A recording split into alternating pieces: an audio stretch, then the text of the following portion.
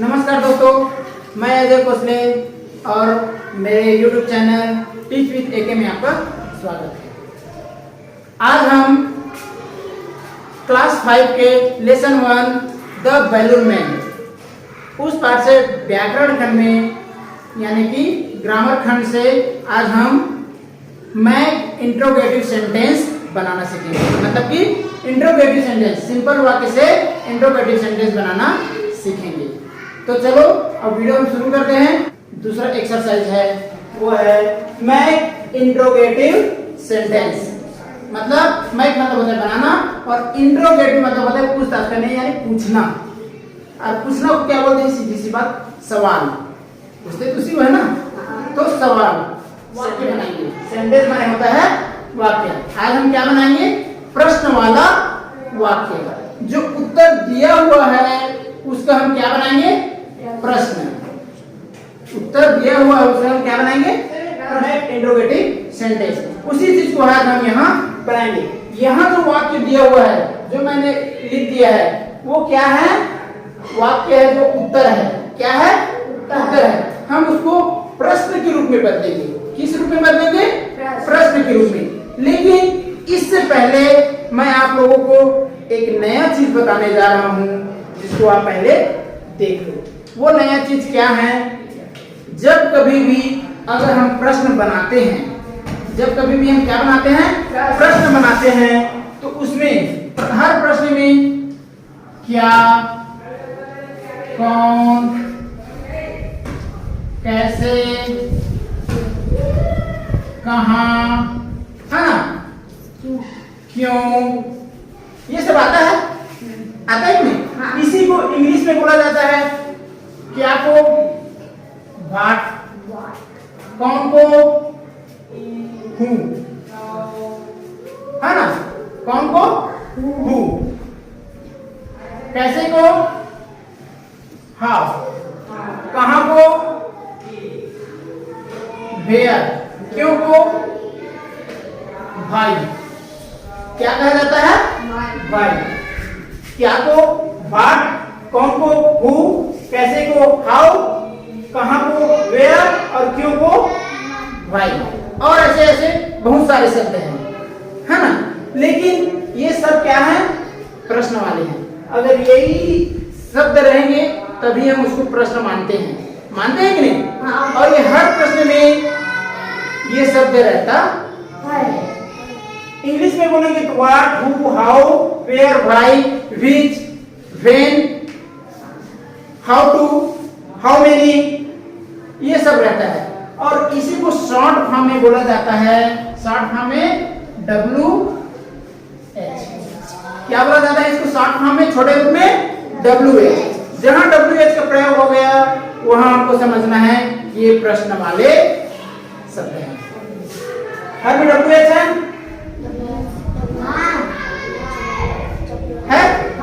इसीलिए इसको शॉर्ट में बोला जाता है WH। क्या बोला जाता है? WH। और भी शब्द हैं, which, किसका, किनका, इसमें भी WH है। when, इसमें भी WH है। when माने कब, इसका मतलब होता है कब। इसका मतलब which माने किसका, किसका। ये सारे क्या हैं? प्रश्न वाले हैं। जब तक ये नहीं रहेंगे प्रश्न नहीं कहलाता। ये नहीं रहेंगे तब तक प्रश्न नहीं कहलाता। ठीक है? और हिंदी में ये नहीं रहेंगे तब हम प्रश्न नहीं बनेगा। बनेगा क्या? इंग्लिश में भी वही रहेगा लेकिन सब अलग रहेगा। इंग्लिश में वेयर आ जाएगा, हिंदी में कहाँ बोलेंगे। इंग्लिश में व्हाट बोलेंगे, हिंदी में क्या बोलेंगे। तभी वो प्रश्न बनता है। ठीक है? तभी वो क्या बनता है? प्रश्न बनता है। तो आज उसी को हम इसमें देखेंगे।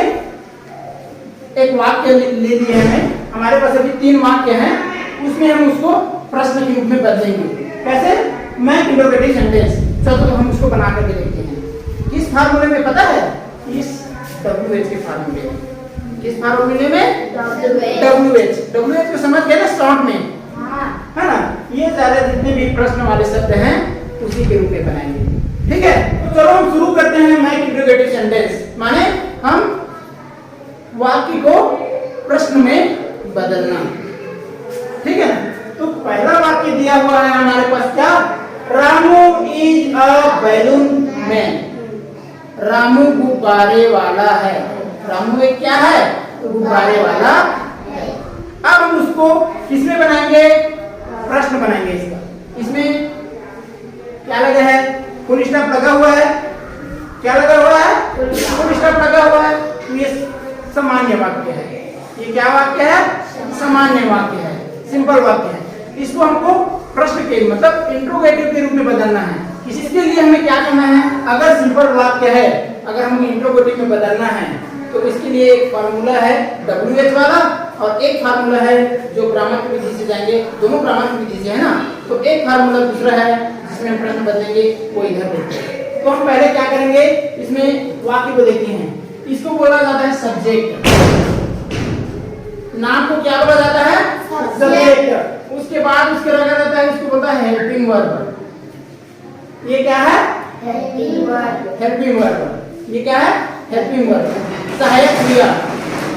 और उसके बाद ये है ऑब्जेक्ट। तो समझ गए, subject, helping verb, object. Object में वो जो कार्य कर रहता है उसको हम डाल देते हैं कि वो क्या कर रहा है। ठीक है, अब हमको इंट्रोगेटिव सेंटेंस में जब बदलना है, प्रश्न के रूप में बदलना है, बिना WH के प्रयोग किए हुए, हमको बिना WH के प्रयोग किए, वो साइलेंटली रूप में रहेगा, उसका प्रयोग नहीं करना है। तो हम क्या करेंगे, जो सहायक क्रिया है, हेल्पिंग वर्ब है, उसको हम पहले लिख देंगे। इज, क्या लिख दें, सहायक क्रिया को हम पहले लिख देंगे। उसके बाद जो बाकी के जो वाक्य है सब्जेक्ट और ऑब्जेक्ट, उसको हम लिखेंगे। तो सब्जेक्ट को लिखेंगे, इसके बाद सहायक क्रिया के बाद हम किसको लिखेंगे, सब्जेक्ट। तो किसको, रामू को। रामू अ बैलून मैन। उसके बाद कौन सा चिन्ह लगाना है, प्रश्नवाचक चिन्ह, क्योंकि हम प्रश्न बना रहे हैं। तो ये अनिवार्य रूप है कि हमको क्वेश्चन मार्क के चिन्ह लगाना है। तो यहाँ पे कौन सा मार्क आ जाएगा, क्वेश्चन मार्क आ गया। अब देखो ये आंसर है, Ramu is a balloon man. अब उसका प्रश्न बन गया, इस रामू अ बैलून मैन, क्या रामू गुब्बारे वाला है। यहाँ पे बोल रहा है इस अगर सामने में लग गया तो क्या हो गया, समझो, क्या रामू गुब्बारे वाला है।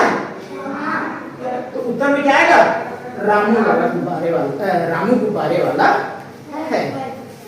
Okay, Ramu is a balloon man. ये प्रश्न है और ये उत्तर है। पहले उत्तर को दे दिया तो हम प्रश्न बनाए, और प्रश्न अगर दे दिए गए तो हम उत्तर बनाएंगे।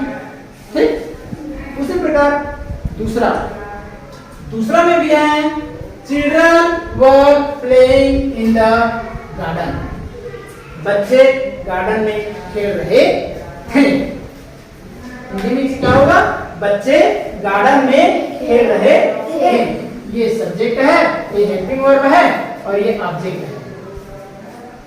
ये क्या है, ऑब्जेक्ट है।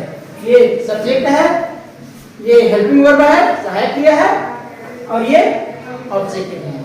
ठीक है, अब इसको भी अगर हमको बिना WH के प्रयोग किए इसका वो अगर हम बनाएंगे तो ये कैसे बनेगा, सेम ऊपर के जैसे ही। हेल्पिंग वर्ब क्या आएगा, पहले आएगा। Very good Arjun. तो हेल्पिंग वर्ब कौन सा है, verb. Verb, children playing in the garden। और लास्ट में कौन सा आएगा, प्रश्नवाचक चिन्ह। क्या आ जाएगा लास्ट में, प्रश्नवाचक चिन्ह। तो क्या देंगे, क्या बच्चे गार्डन में खेल रहे थे। Children were playing in the garden. बच्चे गार्डन में खेल रहे थे। ये हो गया सामान्य वाक्य, सिंपल वाक्य, सिंपल सेंटेंस है ना। तो उसके प्रश्न के रूप में हम बदले, इंट्रोगेटिव के रूप में बदले तो क्या हो जाएगा, पहले हम जो सहायक क्रिया है उसको हम फ्रंट पे ले आएंगे, पहले ले आएंगे, उसके बाद फिर सब्जेक्ट, उसके बाद फिर ऑब्जेक्ट। तो वर चिल्ड्रन प्लेइंग, सॉरी गलत लिख दिया है स्पेलिंग, ये playing, were children playing in the garden. तो वर पहले हो गए, मतलब प्रश्नवाचक चिन्ह के लिए हो गए वर, मतलब क्या बोलेंगे, क्या बच्चे गार्डन में खेल रहे, क्या बच्चे गार्डन में खेल रहे, ये हो गया इंट्रोगेटिव सेंटेंस, और लास्ट में क्वेश्चन मार्क का चिन्ह। ठीक है। तीसरा वाक्य है the man had come to buy the balloon, the man had come to buy the balloon, मतलब गुब्बारे को आदमी खरीदने आया। गुब्बारे को एक आदमी भी बोल सकते हैं, एक आदमी खरीदने आया, हिंदी में उसका हो गया।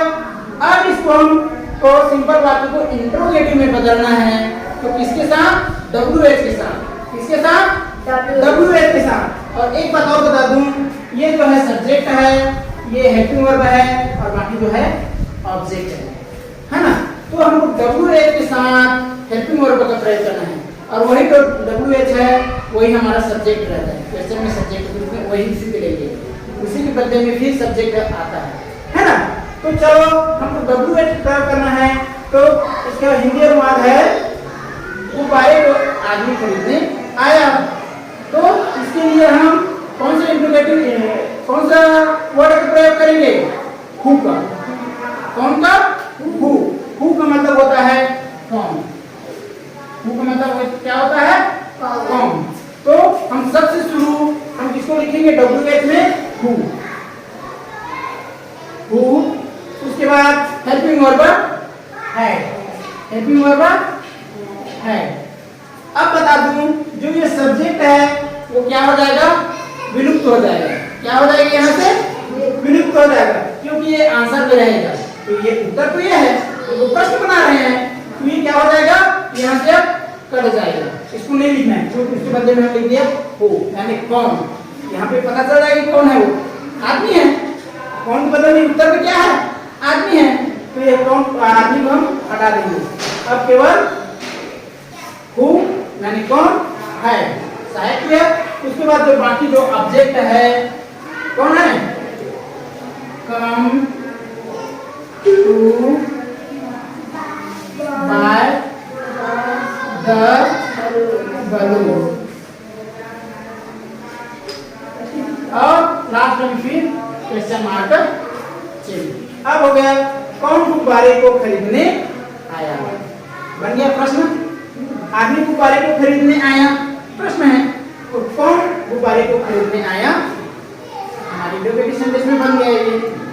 ठीक है, तो हमने WH का प्रयोग किया, हु WH है। इसके बाद दो और वाक्य है, उसको हम देखेंगे अभी। इसको अगला है हमारे पास a young man bought all the balloon,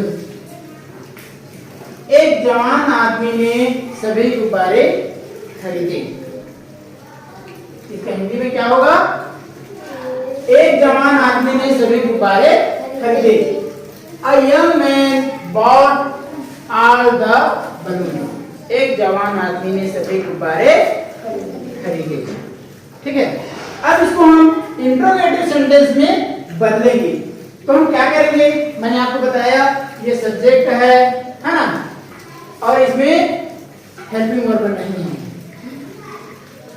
तो दिख रहा है क्या हेल्पिंग वर्ब, हेल्पिंग वर्ब कौन कौन है, इज है ना, इज, आर, वर, वाज, ये क्या है हेल्पिंग वर्ब है। न इसमें इज है, न वाज है, न वर है क्या, तो ये हेल्पिंग वर्ब, इसमें हेल्पिंग वर्ब नहीं है ना, और ये वर्ब है और ये ऑब्जेक्ट है। तो इसमें हेल्पिंग वर्ब नहीं होता, उसके लिए हमको डू या डिड का प्रयोग किया जाता है। तो यहाँ हम किसका प्रयोग करेंगे, डिड का, किसका प्रयोग करेंगे, डिड। ठीक है, तो डिड का प्रयोग करिए, इसमें हेल्पिंग वर्ब नहीं है, इसलिए है सहायक क्रिया हम इंट्रोगेटिव सेंटेंस बनाने के लिए हम पहले किसका प्रयोग करेंगे? डिड का प्रयोग करेंगे। Did a young man bought are the balloon. ठीक, अब लास्ट में क्या बताएगा? Question mark. अब क्या होगा ये? इसका हिंदी में देख लेते हैं। अ young man bought all the balloons. अब उसका इंट्रोगेटिव सेंटेंस बनाए हैं, क्या बनाए? Did a young man bought all the balloons. उसके बाद हमारे पास अगला वाक्य है द यंग मैन वाज चाचा नेहरू। जवान आदमी चाचा नेहरू था। जवान आदमी कौन था? चाचा नेहरू था। जवान आदमी चाचा नेहरू था। अब हम इसको आंसर इसका बनाएंगे, वही बताया था। सब्जेक्ट हेल्पिंग वर्ब है ना? नहीं सॉरी, सब्जेक्ट कहाँ है? ये है सब्जेक्ट और ये है ऑब्जेक्ट। ठीक है, चाचा नेहरू। अब चाचा नेहरू के बारे में बताया है, तो हम क्या करेंगे? पहले इसमें जो हेल्पिंग वर्ब है उला कहाँ लिखो? आगू में लिखो। तो काला लिखो वाज द यंग मैन चाचा Nehru.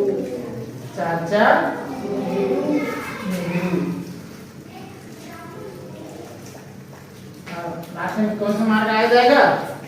Question mark. Was the young man चाचा नेहरू।